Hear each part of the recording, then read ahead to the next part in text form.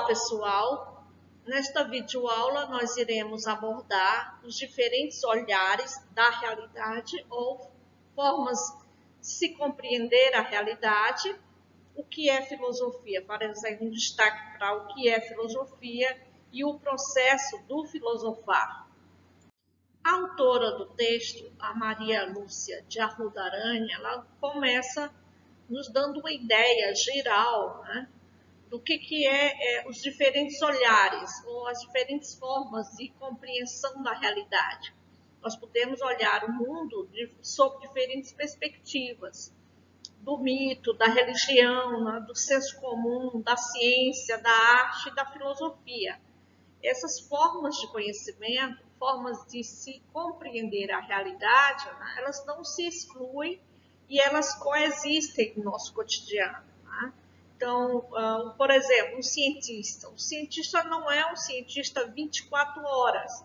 Tá? Então, ele tem uma família, ele se relaciona com seus pares, com as crianças. Então, assim, ele faz uso de diferentes tipos de conhecimento no processo de construção, na sua vivência, no seu cotidiano. Né? Claro que essas formas de ver a realidade, de entender a realidade, eles podem se mostrar de forma diferente, com uma ênfase maior ou não, de uma época para outra, ou de um lugar para outro. Né? Então, por exemplo, na antiguidade, qual era a ênfase que se dava? Na antiguidade se dava uma ênfase a uma forma de se compreender a realidade por meio, por exemplo, por narrativas mitológicas, né, pelo mito, que é uma forma de explicar a realidade naquela época. Assim, sucessivamente, na Idade Média, nós temos aí uma forma de explicar as coisas por meio da religião. Então, esse é um ponto importante para que a gente possa situar cada conhecimento, né, e vamos ver de forma detalhada adiante. Né? Mas aqui eu deixo uma questão já para iniciarmos. Né? Que tipo de abordagem, forma de olhar o mundo ou relacionada predomina atualmente na nossa realidade? Para que vocês possam pensar um pouco. O que é um mito?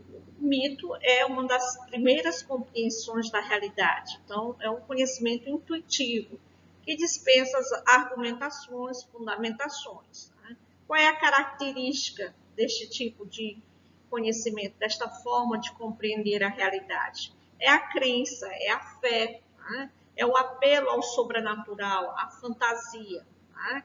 Entre os povos tribais, o mito ele vai se constituir como uma estrutura dominante, ou seja, os homens dessa época buscavam explicar a sua realidade a partir da fantasia, da magia. Então, as relações que se estabeleciam, seja com os fenômenos naturais, né, as relações sociais, né, tinham por base essa explicação, né, por meio da fantasia. Tá? Então, tudo se fazia, tudo era mito, se explicava por meio da magia.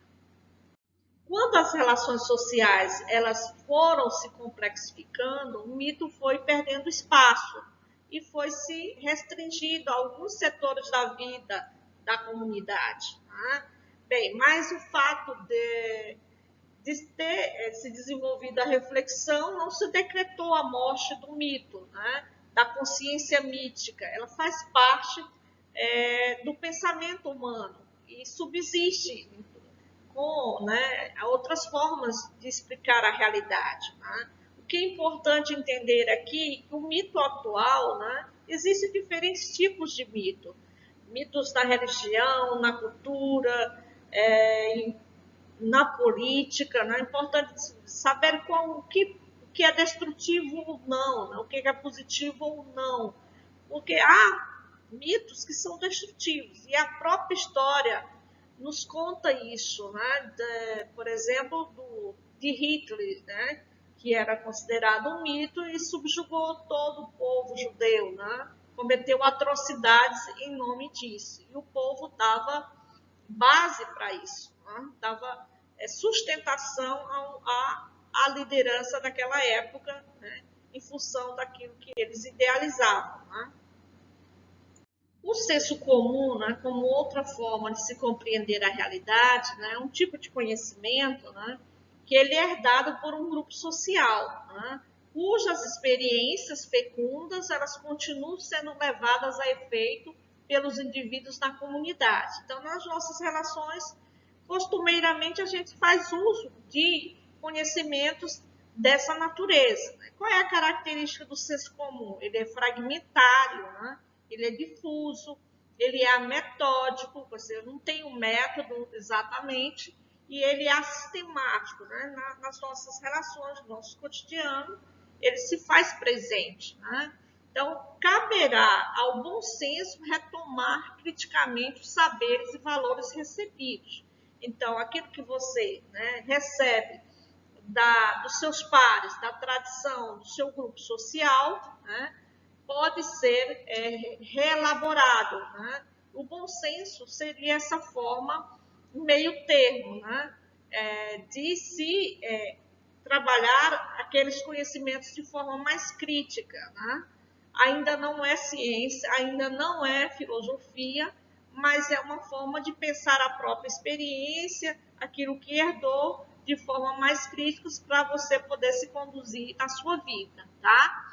Então, nas sociedades que persiste a dominação, aquilo que se entende por senso comum, na verdade, não passa de ideologia, tá? A autora do texto chama atenção para esse aspecto do senso comum, tá? Existem determinadas formas de pensar na sociedade que, na verdade, expressam uma ideologia. O que é ideologia aqui na perspectiva do conceito que ela traz? Que é aquele conjunto de ideias que são dominantes na cultura, que, na verdade, são ideias impostas, né, e que garantem os interesses de uma classe. Né? Então, eu deixo aqui uma pergunta para refletir, né, para que vocês reflitam. Que ideias, né, você pode destacar, né, de senso comum que se pode, né, relacionar à ideologia, né, a uma ideologia que aceita, né, que é muito comum entre, por exemplo, trabalhadores, né, que é num sentido de, digamos assim, de garantir interesses de classe. É para que vocês pensem um pouco.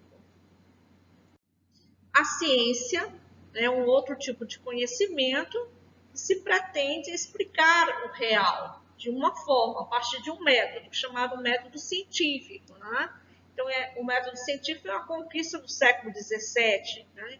E a partir dele houve grandes transformações tecnológicas na vida dos homens e das mulheres. Né? Então, o sucesso da ciência e da tecnologia, né, por meio do método, não justifica a sua supervalorização, né, em detrimento aí de outros tipos de conhecimento. Todos os conhecimentos são importantes e eles são complementares. Não só a ciência é importante, o mito, não só a filosofia. Então, todos esses tipos de conhecimento são importantes para o desenvolvimento humano. Né? Mas qual é a característica da ciência? A característica desse tipo de conhecimento é ser objetivo, ele é demonstrável, ele é racionalizável, ele é o quê? Ele é sistemático, né? Tem um método, tem uma lógica, né? Que procura validar aquele tipo de conhecimento, aquele tipo de investigação.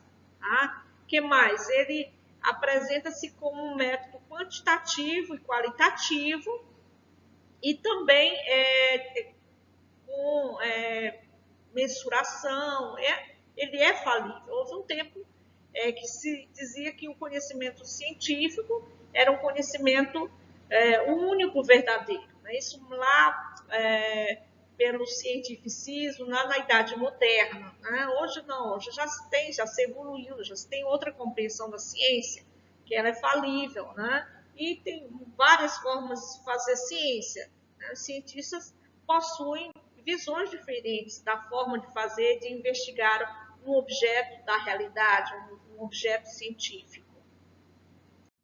A arte é outra forma de conhecimento, né, em que se processa o conhecimento humano. Né? É por meio da arte que o homem produz, né, explica, né, se relaciona com as coisas evidente aí, mobilizando a imaginação, o sentimento.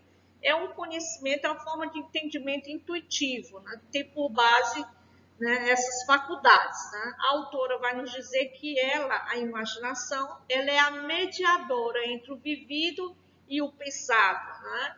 Então, portanto, uma condição pré-real, né, que aponta possibilidades, né, e que não é uma forma, né, de se colocar fixa e cristalizada. Né? Na relação do artista com a obra, ele projeta todo um pensar, né, todos os sentimentos dentro de uma organização que ele dá. Né? Então, quando o sujeito olha aquela obra e ele aprecia aquela obra, é tocado por ela, por alguma coisa que traz, né? Então, é uma possibilidade de se ampliar mais aí, né? A percepção do real e das coisas. Por meio de uma obra de arte, se faz, inclusive, denúncias, né? Se coloca perspectivas de mundo, visão de coisas. Né? Então, a arte, por alguns, é dita que ela subverte, né, a forma de ver as coisas. Né? Então, é bem interessante compreender esta forma como importante para o desenvolvimento humano, do ser humano, de compreender a realidade e de que faz parte da vida a arte, para o desenvolvimento, para se sair de uma única forma das coisas. Né? Pensar logicamente é uma forma, pensar pela imaginação, né, a partir do que se projeta os sentimentos, também é outra forma importante para o ser humano. Chegamos aqui à filosofia. Né? Bem, o que é o processo de filosofar? Né? Fala costumeiramente de filosofia de vida, né? E que se designa, né, que é uma certa sabedoria, né, que permeia uma reflexão, né, que as pessoas se utilizam. Né?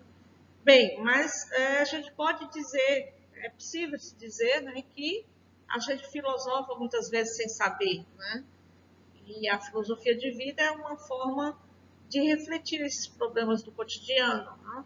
Claro que quando a gente se reporta ao conhecimento filosófico, né, que é para quem se propõe a filosofar, né, de forma mais especializada, né, e que recorre ao pensamento, à tradição, às filosofias até então produzidas, né, de forma rigorosa, sistemática, né, mantendo-se aí um método, né, aí nós estamos falando das características de um conhecimento, né, que o homem vem se utilizando aí desde a antiguidade para explicar o real, para explicar a realidade humana. Né? Claro que de tempo para tempo, né, de época para época, esses filósofos abordaram, né, temas, né, problemáticas diferentes.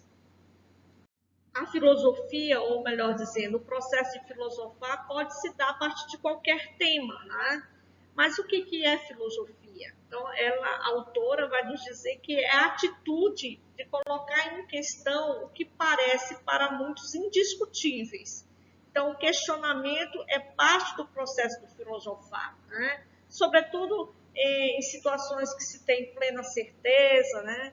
Ou que as pessoas estão acostumadas, né, diante das banalidades das coisas, da vida. Né? Então, a primeira atitude, né, do filósofo é admirar-se, espantar-se com a situação. Né? E isso é condição para o processo de problematização do processo de filosofar. Então, a filosofia ela não oferece um corpo acabado de conhecimentos, né? Tampouco o filósofo detém um saber que o coloca acima de todos. Né? À medida que o filósofo se propõe a filosofar, ele pretende, né, investigar determinada situação, determinado tema, numa perspectiva de, por um método rigoroso, né, atingir um mínimo de sentido e de convicção sobre algo. Né? O que vai caracterizar a filosofia? É justamente o ato de refletir. Mas não é qualquer reflexão, né? Porque não só a filosofia faz reflexão, ela tem um método. Né? Então, a reflexão, a característica, né, da filosofia, quando ato de refletir, né, é esse retroceder sobre algo, né, é rever o pensado. Né? Claro que esse rever o pensado é metódico, é sistemático, é rigoroso, é radical, tá? Tem essas características. Chegamos aqui ao final desta videoaula, né, que é a parte 1.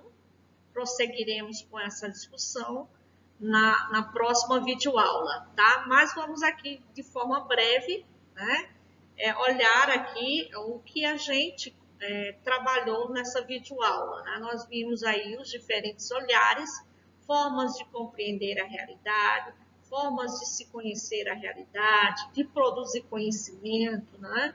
Por meio do mito, do senso comum, da arte, da ciência e da filosofia. Vamos prosseguir com a discussão sobre o conhecimento filosófico na relação com a educação na próxima videoaula. Ficamos por aqui. Obrigada.